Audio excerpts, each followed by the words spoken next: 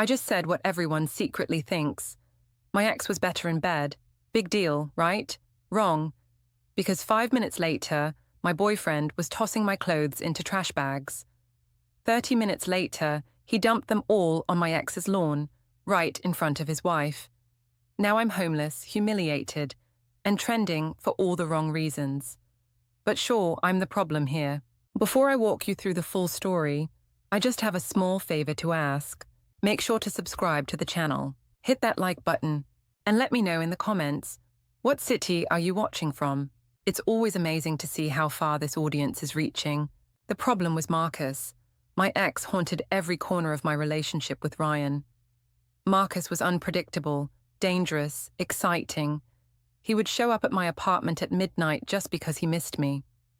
We would drive for hours without a destination, make love in his car parked by the lake, fight passionately, and make up even more passionately. With Marcus, I never knew what to expect, and somehow that chaos felt like love. When Marcus and I broke up 8 months before I met Ryan, it was because I caught him texting another woman. Not just texting, but planning to meet her at a hotel. The betrayal crushed me completely. I spent weeks crying, calling in sick to work, refusing to leave my apartment. My friends staged an intervention, telling me I deserved better than someone who treated me like an option rather than a priority. They were right, but my heart didn't care about logic. Ryan was everything Marcus wasn't: faithful, considerate, present. But he was also everything Marcus wasn't in ways that frustrated me: predictable, careful, safe. When Ryan and I were intimate, it was gentle and loving, but lacked the intensity I craved. I felt guilty for wanting more when I had someone who genuinely cared about me. I thought I was broken for missing the chaos. The tension had been building for months before that final argument. I started picking fights over small things. When Ryan suggested we stay in and cook dinner, I accused him of being boring. When he planned a romantic weekend getaway to a bed and breakfast, I complained it wasn't adventurous enough. I could see him trying harder, suggesting we go salsa dancing or take a pottery class, but nothing felt right. Nothing felt like the electric connection I had with Marcus. 3 weeks before everything exploded, I ran into Marcus at the grocery store. He was buying wine and expensive cheese, dressed in that leather jacket I used to steal. Seeing him brought back a flood of memories and emotions I thought I had buried. He smiled that crooked smile that used to make me weak and asked how I was doing. We talked for 20 minutes in the produce aisle, and for those 20 minutes, I felt alive again. Marcus told me he was sorry for how things ended between us. He said he had been stupid and selfish, that losing me was the biggest mistake of his life. He didn't mention that he was married now, didn't mention the wife who was probably waiting at home for him to return with groceries. All I heard was the regret in his voice and the familiar charm that had always been my weakness. That encounter with Marcus poisoned everything. I went home to Ryan that night and watched him excitedly show me a new recipe he wanted to try. And all I could think about was Marcus's hands on my waist as he leaned in to whisper in my ear at the store. I felt like I was betraying Ryan just by thinking about it, but I couldn't stop myself from comparing them. The following weeks were torture. Ryan could sense something was wrong, but every time he asked, I brushed him off. I started staying late at work to avoid going home to our routine. I would lie in bed next to him at night, staring at the ceiling, wondering what my life would have been like if Marcus had never cheated. The what-ifs consumed me. The night everything fell apart started innocently enough. Ryan came home from work, excited about getting tickets to a concert I had mentioned, liking months earlier. He was so proud of himself for remembering and planning something special. But instead of being grateful, I felt suffocated by his efforts to please me. I told him I was tired and didn't feel like going out on the weekend. Ryan's face fell and he asked what was wrong with me lately. He said I seemed distant and unhappy no matter what he did. That's when I snapped and said maybe I was unhappy because our relationship had become boring and predictable. He looked hurt and asked what he could do to fix it. I said nothing because the problem wasn't something he could fix. The argument escalated when Ryan accused me of checking out of our relationship emotionally. He said he felt like he was dating a ghost, that I was physically there, but mentally somewhere else. He wasn't wrong, but hearing it made me defensive. I started listing all the ways he disappointed me, how our conversations were shallow, how our dates felt like obligations, how even our intimacy lacked passion. That's when he said the words that lit the fuse. He looked at me with tears in his eyes and said, if I was so miserable with him, maybe I should go back to my ex who treated me like garbage. He said at least then I would stop punishing him for not being someone else. The accusation stung because it was true, but instead of admitting it, I laughed. I told him maybe he was right. Maybe I should go back to Marcus because at least he knew how to make me feel alive. At least Marcus knew what he was doing in bed. The words came out before I could stop them, fueled by months of resentment and frustration. I wanted to hurt Ryan the way his comment had hurt me, and I succeeded beyond my wildest expectations. The silence that followed was deafening. Ryan's face went through a range of emotions: shock, hurt, anger, and finally something cold and final. He didn't yell or argue back. He just stared at me for a long moment and then said I was done there. The calm in his voice was more terrifying than if he had screamed. I immediately tried to take it back, saying I didn't mean it, that I was just angry and saying things to hurt him. But Ryan had already turned away from me and started moving toward the bedroom. I followed him, apologizing and trying to explain, but he acted like I wasn't even there. He pulled out garbage bags and started emptying my clothes from the dresser drawers. Watching him methodically pack my things was surreal. His hands were steady as he folded my sweaters and placed them in bags, but I could see the tension in his shoulders. I kept talking, kept trying to explain that I loved him, that I was just confused and scared. He didn't respond to anything I said. It was like I had become invisible to him. When he started carrying the bags toward the door, I grabbed his arm and begged him to talk to me. He finally looked at me, and the emptiness in his eyes was devastating. He said there was nothing to talk about, that I had made my feelings perfectly clear. He said if Marcus was better, then I could go be with Marcus. The finality in his voice made my stomach drop.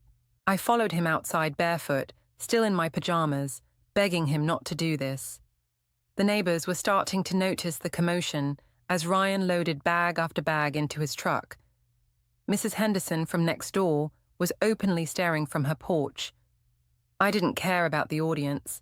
I only cared about stopping Ryan from leaving with my entire life packed into garbage bags.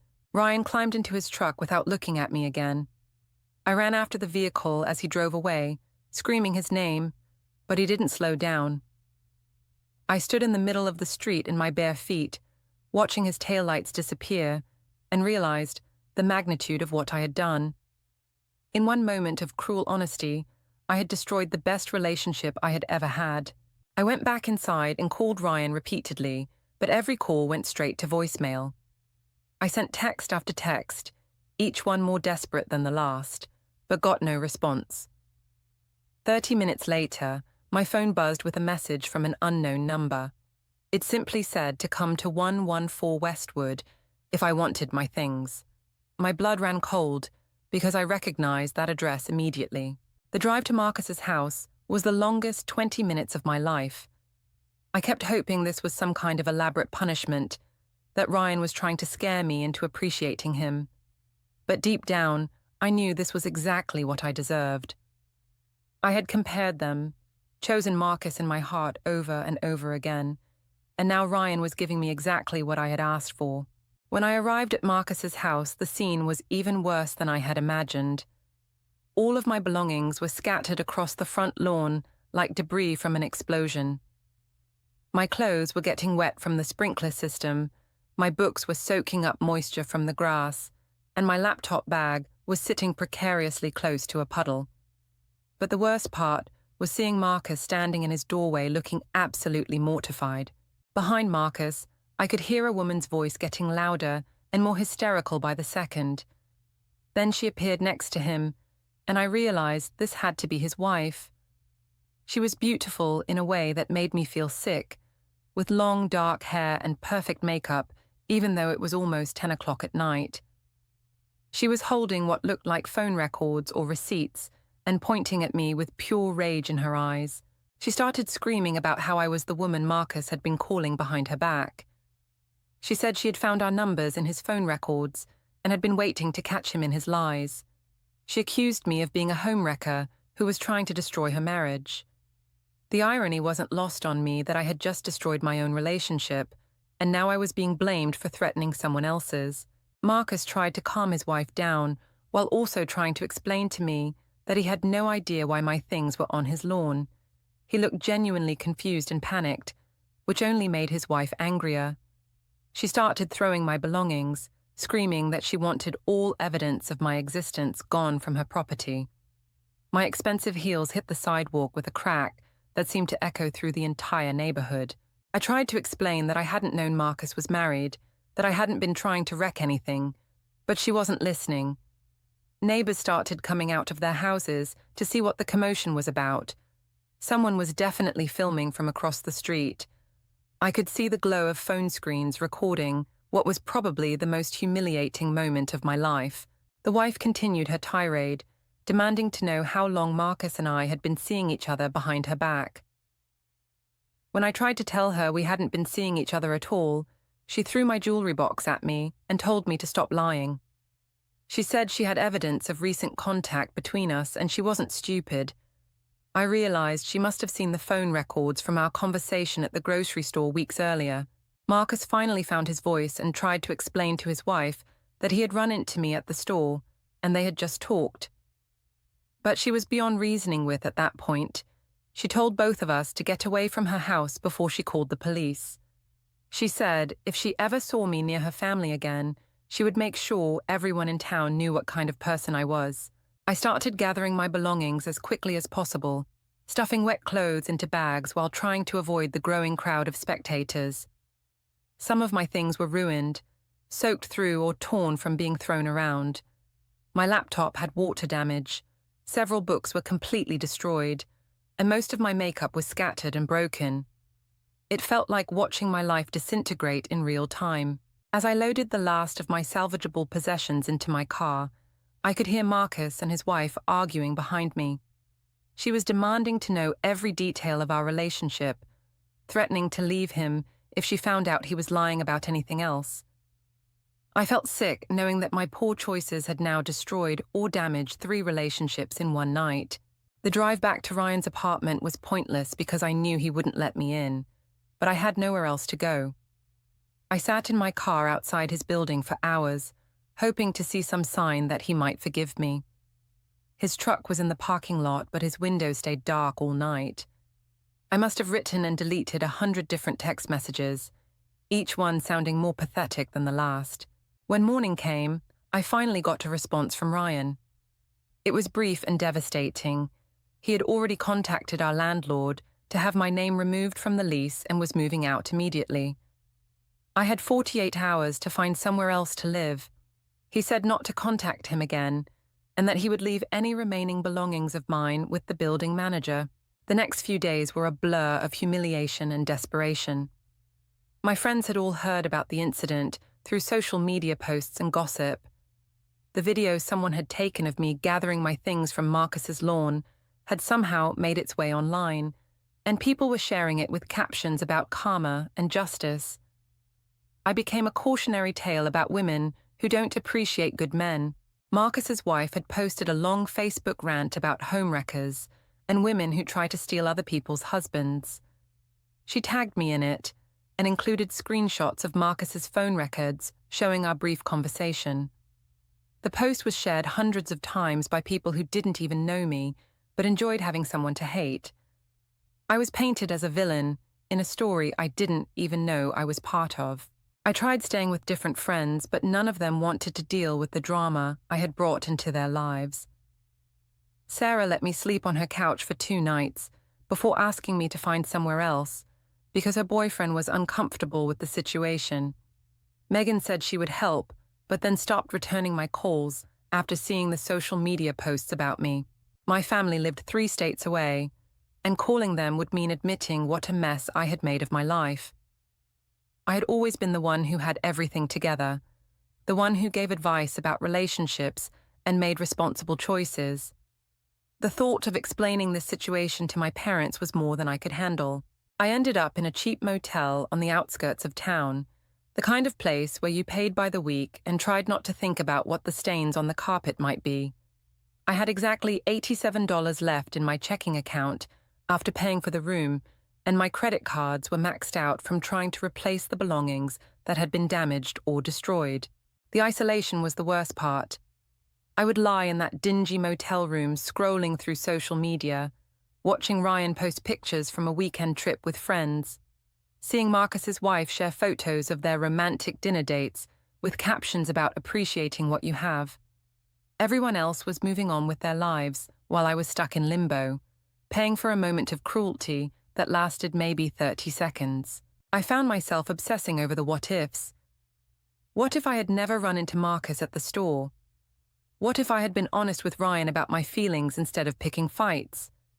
What if I had gotten therapy to deal with my issues instead of expecting Ryan to fix whatever was broken inside me? The questions tortured me because the answers all led back to the same conclusion. This was entirely my fault. 2 weeks into my motel stay, my boss called to tell me that my behavior had become a distraction at work. Apparently, several clients had seen the viral video and were asking questions about my personal life. The marketing firm prided itself on professionalism and discretion, and I had become a liability. She gave me the option to resign quietly or be terminated for bringing negative attention to the company. Losing my job was the final blow that broke whatever remaining spirit I had left. I spent days in bed, only getting up to use the bathroom or grab snacks from the vending machine. I stopped showering regularly, stopped returning calls from the few people who still checked on me, stopped caring about anything beyond basic survival. The worst moments came late at night when I would scroll through old photos of Ryan and me. Pictures from our hiking trips, where we looked genuinely happy together. Screenshots of sweet text messages he used to send me during his lunch breaks. Videos of him singing off-key in the car while I laughed until my sides hurt. I had thrown away someone who truly loved me for the memory of someone who had never valued me. I kept replaying that final argument, trying to figure out if there was something different I could have said. But the truth was that the problem had started long before that night. I had been emotionally unfaithful to Ryan for months, comparing him to Marcus, resenting him for not being someone else. The cruel words I spoke were just the final expression of feelings I had been harboring all along. 1 month after everything fell apart, I was scrolling through Instagram when I saw a photo that made my heart stop. Ryan was on a beach somewhere tropical, his arm around a woman I didn't recognize. She was gorgeous, with the kind of easy smile and natural beauty that made me feel inadequate just looking at her. The caption read, "Find someone who values you," and I knew it was directed at me. The woman in the photo looked at Ryan the way I should have looked at him. Like he was the most interesting person in the world, like she couldn't believe her luck in finding him. In all our photos together, I looked distracted or forced, like I was performing happiness rather than feeling it. This woman glowed with genuine joy, and I hated her for it while simultaneously knowing she deserved him more than I ever had. I realized that Ryan hadn't just moved on, he had found someone better, someone who wouldn't compare him to an ex who had treated her badly, someone who wouldn't take his kindness for granted or punish him for being stable and reliable. Someone who understood that excitement and passion could exist within the bounds of respect and commitment. That night, I finally called my parents and told them everything. Through tears and shame, I confessed how badly I had screwed up my life. My mother listened without judgment and offered to wire me money for a bus ticket home. She said sometimes you have to lose everything to understand what really mattered, and that maybe this was my chance to start over and become a better person. Sitting on that Greyhound bus with my remaining possessions in 2 small suitcases, I thought about the chain of events that had led me there. How my inability to appreciate genuine love had cost me everything I thought I wanted. How my obsession with a toxic relationship had poisoned something pure and good. How a few seconds of cruelty had erased 2 years of love and stability. I spent the long bus ride writing letters I would never send. To Ryan, apologizing for taking his love for granted and explaining how much I regretted hurting him. To Marcus's wife, taking responsibility for my part in disrupting her marriage, even though I hadn't known about her existence. To myself, promising to do better, to seek help, to never again mistake chaos for passion or stability for boredom. The hardest letter to write was the one to the woman in Ryan's Instagram photo. I wanted to tell her how lucky she was, how rare it was to find someone who would love you consistently and faithfully. I wanted to warn her not to take his morning coffee deliveries for granted, not to roll her eyes when he wanted to plan quiet weekends together, not to wish he was more like someone from her past who had hurt her. But mostly I wanted to tell her that Ryan deserved someone who would choose him every day, not just when it was convenient or easy. Someone who would appreciate his steady love instead of craving dangerous passion. Someone who understood that real love isn't about constant excitement, but about finding peace and joy in ordinary moments with an extraordinary person. As the bus pulled into my hometown station, I saw my parents waiting for me with expressions of love and concern rather than judgment. For the first time in months, I felt like maybe there was hope for redemption, for growth, for becoming the kind of person who deserved genuine love. But I also knew that the lesson had come at a price that would haunt me forever. I had learned too late that comparing your partner to someone else is a form of emotional infidelity. That taking someone's love for granted is a kind of theft. That cruelty spoken in anger can destroy years of trust in seconds. That sometimes the person you think you want isn't the person you need, and by the time you realize it, it's too late to matter. Now, months later, I still think about that night and wonder how different my life would be if I had just kept my mouth shut. If I had chosen gratitude over comparison, honesty over cruelty, growth over stagnation. The what-ifs still torture me, but they've also taught me something valuable about the weight of our words and the fragility of love. I see Ryan's social media posts sometimes, pictures of him and his new girlfriend at farmers' markets and hiking trails. The same places he used to take me when I was too blind to appreciate his efforts. They look happy in a way that Ryan and I never did, because she sees him clearly, while I was always looking through the distorted lens of my past. The truth is, I got exactly what I deserved. I chose chaos over stability, excitement over loyalty, the memory of someone who hurt me over the reality of someone who loved me. And when Ryan gave me exactly what I thought I wanted, the chance to be with Marcus, it destroyed everything I had ever cared about. Sometimes I wonder if this story would have ended differently if I had been honest about my struggles instead of letting them poison my relationship. If I had sought help for my inability to move on from Marcus instead of making it Ryan's problem to solve. If I had valued what I had instead of romanticizing what I had lost. But those questions don't change the fact that I made my choices, and now I have to live with the consequences. That one moment of honesty, twisted by anger and resentment, cost me everything I thought I wanted and everything I didn't know I needed. And the worst part is, I have no one to blame but myself. If you enjoyed this story, make sure to like the video, subscribe to the channel, and turn on notifications, so you never miss the next one.